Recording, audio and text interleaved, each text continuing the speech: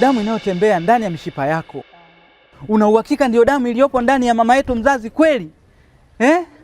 Hivi wewe una kila unachokiongea? Unaelewa unachokiongea? Mama, una haja ya kuumiza koo lako. Labda nikuulize kitu. Ipi ni haki yangu?